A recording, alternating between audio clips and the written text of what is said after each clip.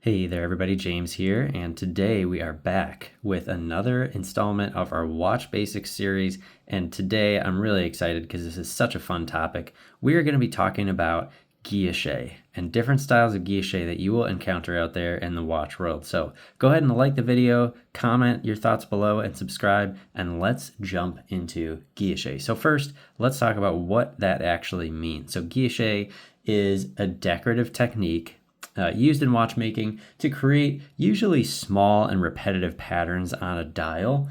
And sometimes they're used on other parts of the watch too. So you might see something on a rotor that's engraved with a guilloche pattern, or some part of the back of the movement. But usually it's going to be on the dial. And so obviously this example here is a Jaeger-LeCoultre Master Ultra Thin, and this is from 2019. It's a perpetual calendar, blue enamel series, so this was a limited edition from a couple of years ago. But we're going to talk about several different ones today, so you may want to have another browser window ready to look up some other pieces, because again, this is just a fun topic, and there's so many different styles of guilloche that it's hard to catch them all in one video. So let's talk also about the way that this is actually accomplished on a watch, because there's a couple different methods. So one of them is going to be engine turning with something called a rose lathe, and that is kind of the old school way of doing this, and that is what this one is right here. So again, there's a lathe that's actually hand turned across this dial to make every one of these lines out from the center, and then also to create this effect here, which we'll talk about. So just know that engine turning is going to be the most laborious of the types of guilloche, and it usually takes a long time. Like, you're talking a couple of days to make a dial like this, which is pretty incredible.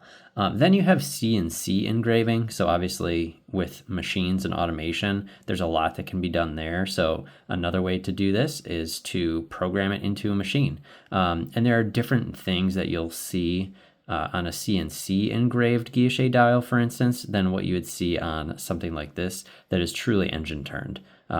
There's a little bit of human element in here. It's kind of hard to pick up. I'm going to try to get as close as I can, but you can see along some of the cuts, there's a little bit of, I don't know if you want to call it like graining on some of them. If you look up towards the top there between like 10 and 11, you can kind of see some imperfections in it. And again, that's because of the manual nature of what we're doing versus like perfection that can be achieved from a CNC machine. So it's not that one is better than the other. It's just kind of one is a little bit more of the traditional way of doing this versus using modern technology to do it. And then the third type of guilloche would be stamped guilloche. And again, that would be something that is not actually manually cut, but it's just a little bit of, it's a stamp essentially that you use to create that imprint on the dial, and then it comes out that way. So different types, and again, this is just a fun topic to look up different types, different engravings. So let's get into the different styles of guilloche that you're going to find. So starting with this watch, Sunburst is going to be your first one. So I kind of talked about it already, but Sunburst is basically where you have a center point, usually the cannon pinion in the center where the hands go, attached to the watch. And there's guilloche that gets cut from the center outward. So that would be a Sunburst or a Radial guilloche. Examples of this that you'll find out there, other than JLC, obviously, Sartori Biard is a specialist in guilloche. He's kind of known for that now. Something like a Vacheron Constantin Malt Tonneau Tourbillon has a Radial guilloche on it. We can check that one out. That's a cool piece, a little bit of a different case style. And then, there's different styles of Sunburst even. There's kind of some wave styles of Sunburst, like the Patek Philippe Calatrava 4997.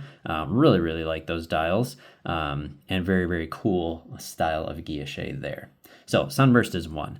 Let's talk about the next one would be Clous de Paris, and that is hobnail, kind of synonymous terms there. You can see it on this one as well. So that is a style of guilloche that you'll find that looks like a little pyramids, sometimes also known as pyramide guilloche, because it looks like pyramids on the dial, and you can kind of see that when you get close up and how the light reflects off of the subregisters on this perpetual calendar.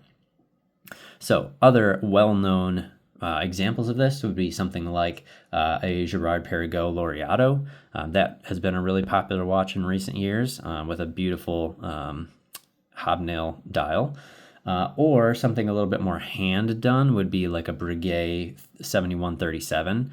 And that one you can see a couple different styles on it, just like this watch where there's a few different styles in play all at the same time. So again, keep in mind, depending on what you're looking for, you may want a dial that's entirely one style, or you may like having different styles on the dial. Personally, I really like it because again, it just shows the level of hand detail that goes into making a single dial on the watch.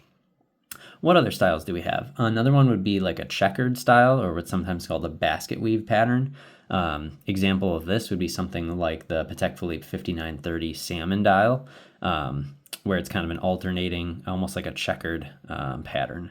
So that's another cool one to take a look at. Let's see, Tapisserie. We talked about this on our dial finishing video. So obviously the Audemars Piguet Royal Oak, well known for this. Where it's basically just a series of boxes, with little gaps in between. But it is still a style of guilloche because it's a hand, or it's a applied style to the dial. So take a look at, obviously, the Royal Oak being very well known for this. It's not the only one, but I would say out there in the watch world, it's probably going to be your best known tapisserie style dial. Then you have something called a fish scale pattern, and there are fancy French names for some of these, so you can look those up if you want, but some of them are just easier. So fish scale is going to be one, for instance, on the new Rolex 1908 in platinum. You'll see a fish scale pattern on that one. And then also the Grand Seiko SBGA 511. So that's a limited edition Grand Seiko that they actually do a fish scale pattern guilloche on it. I assume that it's probably stamped, but I mean, even still, it looks very, very cool. So that's several styles. The last one I'll mention is Flinqué, and that is when you have something like this watch, again, which I talked about a little bit in my dial finishing video, but and it's referring more to a combination of things on the dial, and that combination would be guilloche with something over the top of it, typically either enamel or lacquer. So again, this dial is done on a rose lathe, guilloche, that you can see, and then I'm trying to shine it a little bit here at the right angle so you can see it, but that reflective sheen that you get over the top is because there's enamel on the top of this, and enamel basically being glass powder or powdered glass that gets applied and then heated really, really high temperatures, and then evened out so that it looks fluid across the dial. So again, that's Flinqué, is when you have guilloche underneath and enamel or lacquering over the top. Another example of this would be the Ulysse Nardin Marine Tourbillon. In blue actually has a really cool example of guilloche that's Flinqué because it's got enamel over the top. So those are some different examples of guilloche. And again, this is a really fun thing because you can find everything from traditionally done using a rose lathe like this one to something that's more machine done, but they still look fantastic. Like, I would highly encourage you to take a look at some of those that I mentioned, because there's so many different styles, and it's not something that you see every day, and it's a good conversation starter, and someone looks at a dial, that's got some real crazy patterns on it. It's like, wow, what is that? Let's talk about what that is. And again, this obviously being a personal favorite of mine. This was a limited edition from 2019 that they actually did do, a moon phase that has a regular Sunburst guilloche, and they also did a tourbillon that has a guilloche on it as well. So definitely would recommend checking some of those out. But I hope that something in here was interesting for you, maybe got something out of this. Again, like, comment, and subscribe to the video, and I hope that you continue to get out of watches whatever you want to get out of watches, because I want you to know and love your collection and be a satisfied collector. So thanks for stopping by the video, and I'll talk to you again next time. Bye-bye.